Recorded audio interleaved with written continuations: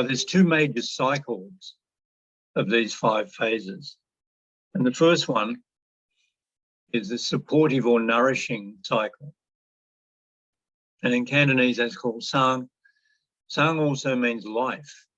So it's the cycle that supports life. So you can see the fire nourishes earth, which nourishes metal, which nourishes water, which nourishes wood. So using that clockwise cycle, you can see that if your fire phase or fire element is in balance and there's sufficient of it and there's no obstruction, then you are able to use or pass on the characteristics of that fire to the earth. And equally, if the earth is in balance, you are able to pass those characteristics on to nourish the metal, and so on. To nourish the metal will nourish the water, which will nourish the wood. So that's very important. And again, in Chinese medicine, if you see any blockages, then that's going to create disease. And I will call it dis-ease, because I'm not necessarily saying a diagnosed disease as people may relate to it in the West, but dis-ease in meaning imbalance. Some symptom problems may start to occur. And the next major cycle with these 5 phases is called the destructive or controlling cycle. And in Chinese, that's called hak. And let me explain that by saying that if you look at the diagram, all of the red arrows, so the fire element can overcome the metal element, and the metal element can overcome the wood element, and the wood element can overcome the earth element, which can overcome the water. And if you think about nature, it's very applicable. Fire can overcome metal. So fire can turn metal, it can melt metal and change characteristics. And the metal can overcome wood. Metal is stronger than wood and can crush the wood.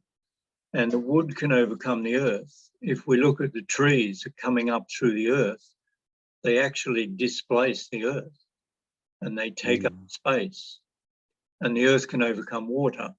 If we use sufficient earth, we can actually stop the flow of water.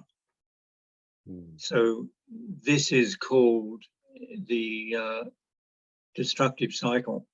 And again, very relevant in our life. If I look at that theoretical person that I mentioned, who may prefer eating only spicy food, which is belonging to the metal element, then he's going to have an overabundance of things. And because there's an overabundance, there's too much to be passed on to the water element. So it will start to become the wood element. Okay. So in disease, you would expect to see symptoms cropping up in the wood element for someone like that. And next, I want to introduce the organs as they relate to these phases. And there's the 12 organs that belong to each of these 5 phases. So starting with the wood element or the wood phase, you can see the liver and the gallbladder. And so now we understand that from what I just mentioned earlier, if we consider that the sense belonging to the wood element is the sense of sight, then we can start to make associations. If there is a problem with the eyes, then the first place to consider is there enough energy flow in the liver and the gallbladder, or are there obstructions? So this is how these things can relate and be very useful in terms of Chinese medicine. And as a Chinese medicine practitioner, these are the sorts of things that you would consider. And you've got the fire, which is the heart and the small intestine, and also other organs called the pericardium and the three heater. I'm not going to explain what they are in terms of Chinese medicine, but they do exist. So you can see that in the heart, in the fire element, someone who's overly happy and talking all the time and so on, is quite possible that they may develop heart issues. Now, when I talk about the organs here, I don't want everybody to interpret this in terms of Western medicine. I'm talking about organs in Chinese medicine which not only have the same physiological function as in Western medicine, but they have a lot of other things associated with them, not just the simple Western view of what the heart does based on anatomical structure and function. But there's a whole host of other things that the heart is responsible for. And we talked about some of that when I talked about the 5 spirits. So you talked about, the spirits, some of the emotional things and so on that the heart controls. And the heart actually does control a lot of things. So again, I'm not trying to teach people Chinese medicine here, but I don't want people to get the wrong idea. And if we move on to the spleen, to the earth element, we can see that the spleen and the stomach belong there. So there can be a whole host of things that relate to that, and so on, with the metal element, the water, and so on. Now, if I superimpose these characteristics over these organs that I talked about before, you can then begin to see. So if I pick, say, the bladder and kidney, so the water element, I can say, okay, well, one of the emotions is fear. So what happens when somebody is particularly afraid? They may uncontrollably urinate, empty their bladder. Okay? So some of these things are quite easy to see how they logically fit into place. Okay, so we look at something that's happening recently with COVID. If you consider it's a lung disease, and one of the symptoms that people seem to have is they lose their sense of smell. So you can now also begin to associate, because the metal element, it controls the lung, and the sense of the belonging to the lung is a sense of smell. So from a Chinese medicine practitioner point of view, it does follow, even though Western medicine may say, well, we can't see any relationship between the sense of COVID. Well, Chinese medicine, because usually they will curious about the correlation. That's right. Between these stuff. Why you said about smell is about related to the lung. Yes, that's correct.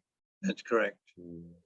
So that's so therefore I think we also can't just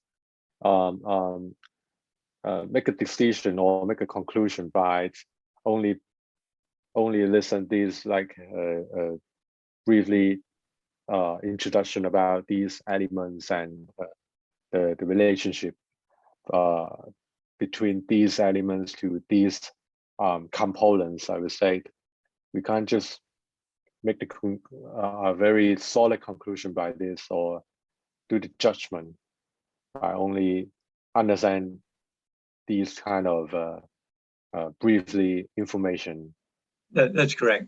In diagnosis in Chinese medicine is quite a deep and thorough exercise.